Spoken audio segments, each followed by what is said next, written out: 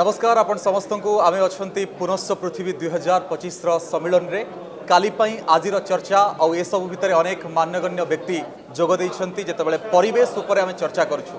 आम सहित जोग दैछंती नेपाल रु जणे senior environment journalist Shriram Subedi. Welcome to Odisha land of Jagannath. जय श्रीराम, जय पशुपतिनाथ। क्या कहेंगे, संवाद में आने से कैसा लगा? जय पशुपतिनाथ। हम तो एक ही भारतवर्ष के हैं, नेपाल और इंडिया। हमारे जो हिमालय से जो समुद्र तक हम एक आपस में जुड़े हुए हैं, इसीलिए we are connected. Yes, by air, by land, by water, by culture, we are connected. वहाँ पे सिचुएशन कैसा है आफ्टर जेएनजी प्रोटेस्ट? पहला सवाल मेरा ये। अभी शांत हुआ है, गवर्नमेंट इंटरिम गवर्नमेंट फॉर्म हुआ है, लेकिन अब कैसे आगे वो परिवर्तन को संस्थागत करने के लिए जो युवाओं के चाहना कैसे संबोधित हो जाएगा उसमें डिपेंड करेगा। अभी देखना है, फिलहाल शांत है। सर, एनवायरमेंटल कंसर्न पुनश्च पृथ्वी, ये संवाद ग्रुप का जो इनिशिएटिव है, आप ऐसे किसको कैसे देखते हैं? मैं बहुत खुश हूँ कि ये जो 12 वर्ष से ये जो मोमेंट जो पुनश्च पृथ्वी का मोमेंट जो हो रहा है वो सिटीजन के केंद्र में रखकर, इसीलिए हमको ये ग्रुप ने, ये ऑर्गेनाइजर ने जो समझा, हमको बुलाया, हम बहुत खुश है। What is your concern regarding the environment particular in south Asia? बहुत महत्वपूर्ण प्रश्न है ये। साउथ एशिया विश्व के हिसाब से सबसे बहुत जनसंख्या रहने वाली जगह है। साउथ एशिया इकोनॉमिक का भी बड़ा पावर हाउस है। सबसे साउथ एशिया बहुत रिच है, लेकिन अभी पिछले दशक में आकर एक समस्या बहुत बढ़ रहा है, वो है क्लाइमेट चेंज। क्लाइमेट चेंज के जरिए साउथ एशिया सबसे बड़े वल्नरेबल रीजन में पड़ते हैं। हमारे यहाँ का विकास, यहाँ का हमारा जनता, यहाँ का हमारा जो सब कुछ क्लाइमेट चेंज ने उसको डिरेल कर रहा है। क्लाइमेट चेंज ने उसको रुकावट करने के प्रयास कर रहा है। इसीलिए ये संकट बढ़ रहा है जीवन यापन के लिए, हमारे इकोसिस्टम के लिए, हमारे यहाँ का समुद्र के लिए, पहाड़ के लिए।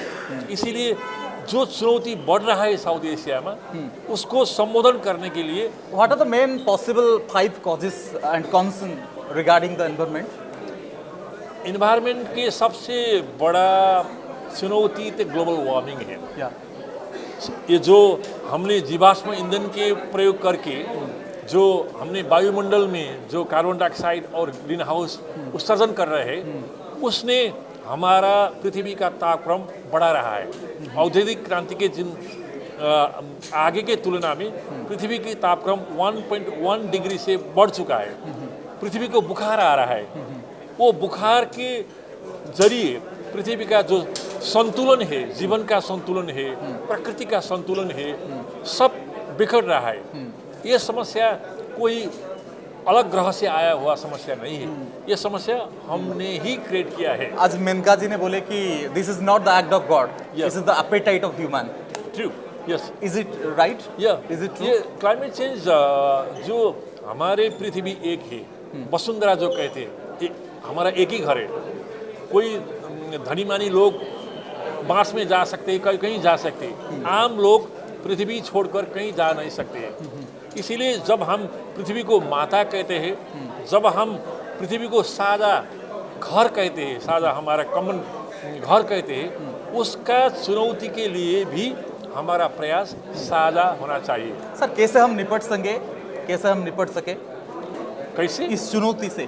हाँ, वो चुनौती तो हमने, वो ये चुनौती है, उसमें रियलाइजेशन होना चाहिए। ये चुनौती को देखकर सभी राष्ट्र एक मत नहीं है। ग्लोबल नॉर्थ, ग्लोबल साउथ जलवायु के विषय में डिवाइडेड है। जो जलवायु परिवर्तन के लिए हिस्सेदार, जो ऐतिहासिक रूप में बड़ी उत्सर्जन करके बड़ा जो पोल्यूटर्स है, वो ग्लोबल नॉर्थ है, ग्लोबल साउथ नहीं है। Should we work together as a globe, as a whole unity in South Asia?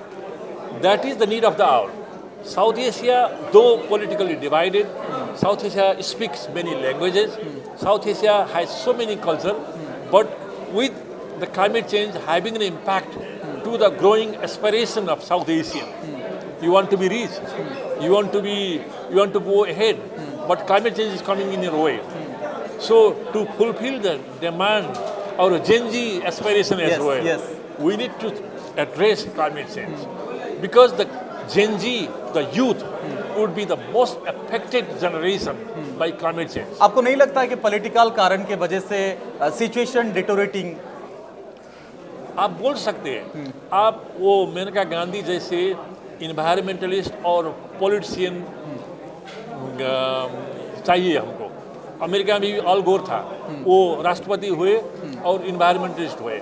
South Asia में भी हम ऐसा पॉलिटिकल नेतृत्व और इन्वायरमेंटलिस्ट चाहिए जो इस क्षेत्र को और समग्र ग्लोब को क्लाइमेट के विषय में प्रभाव पाड़ सकता है। इसलिए हमको वो नेता, जो कम्युनिटी नेता, जैसे आपने फॉरेस्ट मैन आपको जो आज यहाँ थे, ऐसे ही हमें pioneer community leaders, pioneer political leaders, pioneer global leaders South Asia में जरूरी है। Sir, we are organising climate panchayat at the local level. Yes, local level.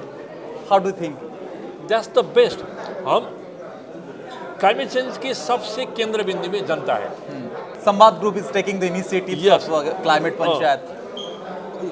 Peoples are the custodian of environment. They know it how to safeguard environment. They know what exactly the climate change is all about. So bringing at the center the people or through panchayat is the best solution. It has to move ahead. It has to carry forward. This is the best lesson that Nepal can learn from you. So what is the concern of Nepal government in accordance to the climate change or in this situation? Nepal is doing its best, and Nepal is famous for making documents or policy. अच्छा, But Nepal is not famous for implementing them. Okay. जो बोलते हैं, जो document में है, दस्तावेज में सीमित रह जाते सीमित हैं। रह जाता है। अच्छा। अब इंडिया के भी वही हो सकता है। तो नेपाल में हमारा जो नीति है उसको कार्यान्वयन बहुत स्ट्रॉन्ग तरह से होना चाहिए, वो नहीं हो रहा है। आप सकारात्मक दिख से ये देखते हैं कि जो न्यू गवर्नमेंट आया, नहीं वो अभी पुराने गवर्नमेंट में कुछ कर रहा है, नेपाल में कुछ हो रहा है। जो ईवी गाड़ी जो कहते हैं ना, इलेक्ट्रिक व्हीकल जो इंपोर्ट होता है, वहाँ बहुत सारे ईवी गाड़ी को एडप्शन हो रहा है। वहाँ रिन्यूएबल एनर्जी का एडप्शन हो रहा है। पीपल भी अवेयर हो रहा है। इसीलिए हम सरकार को इतना क्रिटिकल होना नहीं चाहिए। कुछ तो हो रहा है, लेकिन तब वो जो संकट के जरिए जो होना चाहिए वो नहीं हो रहा है। आपका प्रश्न जो है जेनजे का, डेफिनेटली मैंने कहा युवाओं का सरकार है वो, और युवाओं का समस्या है जलवायु। हम आशा करते हैं आगामी दिन में कुछ हो सकता है। नेपाल का डिजास्टर मैनेजमेंट सिस्टम कैसा है? और नेपाल में एक disaster management authority, independent authority है वहाँ। अच्छा। जो सबको कोऑर्डिनेट करते हैं। लेकिन डिजास्टर एक एकल विषय नहीं है, ये बहुआयामिक विषय है, बहु निकाय के विषय है। इसीलिए वो कैसे संघ सरकार, प्रदेश सरकार और लोकल सरकार, local government along with all the stakeholders कैसे मिलजुल कर करे, उसमें नेपाल आगे बढ़ रहा है। डिजास्टर और प्री डिजास्टर जो समय में हमारा यहाँ एक मंत्र है, जीरो कैजुअलिटी। आपका मंत्र क्या है नेपाल में? जीरो कैजुअलिटी आप एक्सप्लेन कर सकते हैं? हाँ, कोई लोग का जीवन नहीं जाना चाहिए। Okay zero mission zero casualty. Nepal के भी उड़ीसा से वो हम सीखना पड़ेगा, क्योंकि 1999 में जो कोस्टल वो आ गया, हजारों लोग हताहत हुए। अभी जीरो कैजुअलिटी में आप बढ़ रहा है। वो early warning system, community involvement, resilience, awareness, everything. So बहुत सुंदर अभ्यास है उड़ीसा के। नेपाल भी वो दिशा पर आगे बढ़ रहा है, लेकिन नेपाल अभी वॉक कर रहा है। अच्छा। जो उड़ीसा के तह में वो नेपाल नहीं पहुंचा है। One more question, what are the disaster resilience system they are? Disaster resilience system, those who are prone of disaster, what are the disaster resilience system they are in Nepal? वो रिजिलेंसी ये क्लाइमेट चेंज से सबसे mitigation एक होता है और adaptation आप जो बोल रहा है रिजिलेंसी इज लचकता वो कैसे संकट आने के वक्त आप उसको वो थक ना सकेंगे आप उसको कैसे रेसिस्ट कर ना सकेंगे इसीलिए वो सबसे बड़ा जो आपने पंचायत बोल रहे हैं यहाँ community resilience is very important बड़े बड़े इंफ्रास्ट्रक्चर्स के जगह कम्युनिटी की जो capacity to withstand the crisis और any disaster because when the flood come people know how to cope with when drought come people know what kind of crops they have to pursue when the disease come people know how to cure at the first level at the community level इसीलिए वो हमारा disaster का भी एक सिद्धांत है कैसे nature based solution पर आधारित रहकर वो रेजिलेंट जो कैपेसिटी है उसको बढ़ाना चाहिए वो नेपाल कर रहा है सर और एक बड़ा कंसर्न है लैंडस्लाइड ये हर स्टेट के लिए हर देश के लिए एक बड़ा कंसर्न है हमारे यहाँ गजपति डिस्ट्रिक्ट में लैंडस्लाइड ज़्यादा हो रहा है दिस सीजन नेपाल में लैंडस्लाइड के लिए कैसा खतरा है लैंडस्लाइड को लेकर कैसा खतरा है आप जानते हैं नेपाल पहाड़ी भूमि है इसीलिए लैंडस्लाइड वहाँ की बहुत बड़ा चैलेंज है लैंडस्लाइड के जरिए वहाँ बहुत भौतिक और मानवीय क्षति भी होता है हमने क्या किया कि वो डोजर कहते हैं नहीं हर जगह रास्ता बनाने के वो गाड़ी लाने कर पहाड़ के टुप्पा पहाड़ के टाकोरा पर हमने ऐसा विकास किया है जो विकास ने हम उसको डोजर कल्चर कहते हैं वो उसको हमने उसको जितना इन्वायरमेंटली उसको अध्ययन कर कर बनाना चाहिए था नहीं हुआ है इसीलिए हमारा डोजर संस्कृति भी एक ये लैंडस्लाइड के लिए कारण है लेकिन अभी वो एहसास हो रहा है कैसे वो समस्या के समाधान करना चाहिए उस मोड़ पर नेपाल आगे बढ़ रहा है Okay, as an environmentalist, what is your role in your future for the future of Nepal and Nepalis?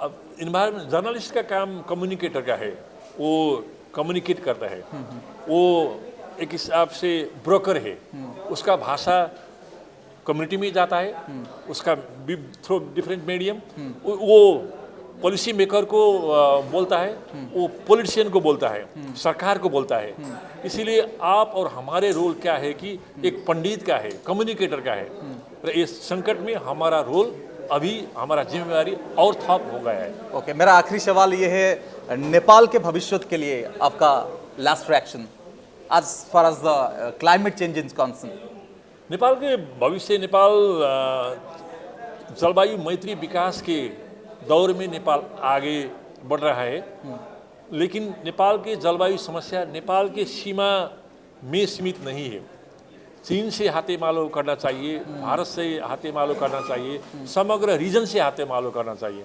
इसीलिए Nepal alone cannot fight with the crisis the climate change has brought so Nepal will do whatever is needed at the local level but at the regional level and global level that is something we must work together do you think we should unite there is no way we can be fractured we must unite to confront to face this incoming challenge sir thank you so much thank you so much talk with me mo sହିତ thile Shriram Subedi जे कथा होतले जे वर्तमान समय जो climate change को नेकी चिंता अछि परिवेश रो चिंता अछि से संवाद ग्रुप द्वारा आयोजित पुनश्च पृथ्वी सम्मेलन को आस्तिले नेपाल रो डिजास्टर मैनेजमेंट सिस्टम थारु आरंभ करी कि अनेक विषय आम चर्चा करथला बड़ कथा होची जे साउथ एशिया रे समस्त केमती देश माने मिलित भाव रे ए परिवेश दिगरे चिंता करि परिबे आ आसुथुबा समस्या को चिंता को समाधान करि परिबे ये होची सबटु बड़ वार्ता धन्यवाद।